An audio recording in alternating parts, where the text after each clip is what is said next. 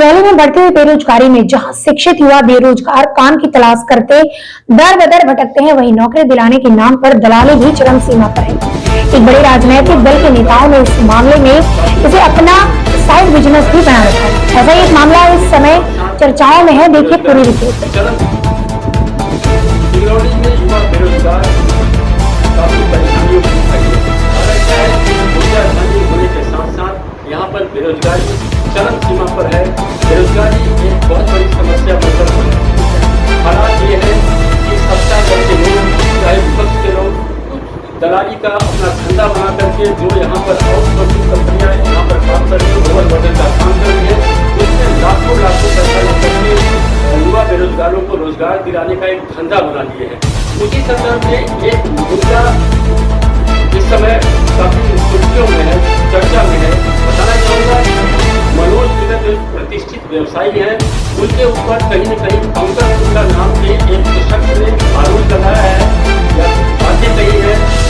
क्या हकीकत बातों में क्या है वो उनसे जानने के लिए, तमाम बातों को जानने के लिए क्या हकीकत क्या है, मुद्दा क्या है, क्यों इन्हें नाहक इनकी छवि को धूमिल किया जा रहा है, वास्तविकता क्या है, मेरे साथ बात करने के लिए मनोज दुबे मौजूद है। मैं जानना चाहूँगा मनोज जी, बहुत बहुत स्वागत है चाणक्य न्यूज में। पंकज शुक्ला नाम की शख्सियत ने आपके ऊपर एक आरोप लगाया कि पैसा लेकर के आप उनके साथ छमावा किए। क्या मुद्दा है, कारण व्यवसाय या नौकरी? देखिए, सिंगरौली में बेरोजगारी बहुत ज़्यादा है।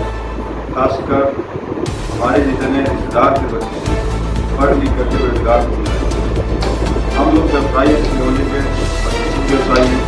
हम लोग का टर्नओवर भी अच्छा है, GST रिटर्न करते हैं, इनकम टैक्स भरते हैं, बैलेंस भी बनवाते हैं, पूरा काम उनका एक नंबर पर होता है। होलसेल व्यापारी हैं। सिंगरौली में जितने लोगों का मटेरियल हमारे खाद बीज के साथ तक जाता है, तो हम लोग होलसेल व्यापारी उनको मटेरियल देते हैं।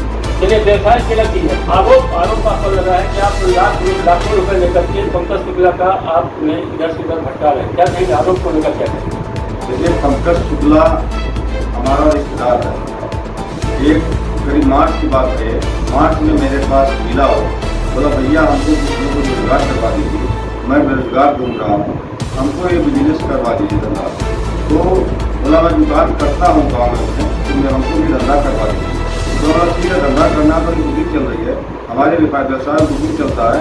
बुकिंग के बाद जब तुम मटेरियल उठाओगे तो तुमको पेमेंट देना पड़ेगा और लाइसेंस देना पड़ेगा। कितना पैसा दिया उन्होंने आपको? हमको दिया उसने 80,000 रुपया आपके खाते में, हमारे गाँव में ट्रांसफर किया। उससे मैं ले लिया, उसका बुकिंग में मैंने उसको बुकिंग बना करके दे दिया उसको। फिर हमारे व्यवसाय में लाइसेंस चलता है, लाइसेंस अगर नहीं है तो व्यवसाय वो नहीं कर सकता है, क्योंकि ये बड़ा टिपिकल काम है। तो हमको झूठ बोला लाइसेंस मेरे पास है। जब सीजन में मटेरियल उसको देने का समय आया तो मेरे पास आया हो, बोला आपको मटेरियल दे दीजिए, हमने लाइसेंस लिया, बोला लाइसेंस मेरे पास नहीं लिया, हमने लाइसेंस है तुमको मटेरियल मैं नहीं दे पाऊँगा, फिर मैं नहीं काट पाऊँगा, माल दे दूँगा मैं, तुम अपना पैसा अपने डर लेके जाओ। तो भी चला गया वो। तो 4-5 दिन कई लोगों को लेकर आता रहा, बोला बिल्कुल मैं ऐसा काम भी नहीं करूँगा, मैं इसका पेमेंट मैं वापस कर रहा। उसका एक जीजा है सुभाष तिवारी, वो आकर प्रधान बात किया हमसे, फोन पे उल्टा सीधा कई का बात किया, तो और हमसे कुछ पैसा भी सुभाष तिवारी ले गया, 32-35 हज़ार रुपये सुभाष तिवारी ले गया।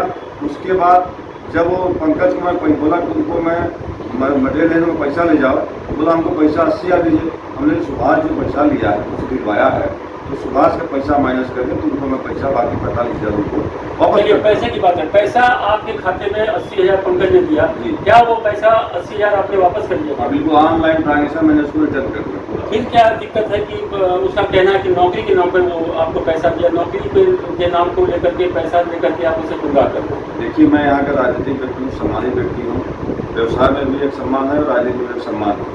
वो बदनाम करने की कोशिश कर रहा है, कहीं न कहीं उल्टा से धमकी दे रहा है।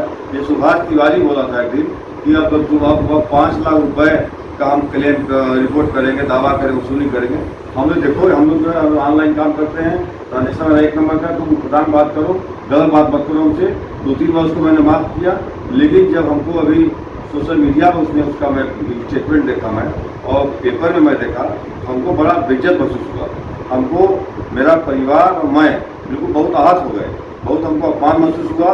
तब मैं जो है कल आगे बढ़ा, मैं SP साहब का जाके आवेदन दिया, उसके बाद मैं मीडिया को दिया, और अगर पंकज शुक्ला हमसे माफ़ी मांग लेते हैं तो मैं उनको माफ़ कर दूंगा, नहीं तो मैं न्यायालय में जा करके मानहानि का केस उनके ऊपर करने को मजबूर हो जाऊंगा। चलिए, बहुत बहुत धन्यवाद देते हैं हमारे साथ बात करने के लिए मनोज दुबे, जिन्होंने बताया कि अपने ऊपर लगे हुए सारे आरोपों को मिथ्या बताया, निराधार बताया। कहीं न कहीं उनके छवि को धूमिल करने का प्रयास पंकज शुक्ला नामक शख्स के द्वारा किया गया। इनका परिवार और स्वयं ये आहत है, कहीं न कहीं माफ़ी की मांग कर रहे हैं। यदि वो शख्स माफ़ी नहीं मांगता है तो न्यायालय का दरवाजा खटखटाने के लिए बाध्य होंगे। रमेश दुबे, चाणक्य न्यूज़, सिंगरौली, मध्य प्रदेश।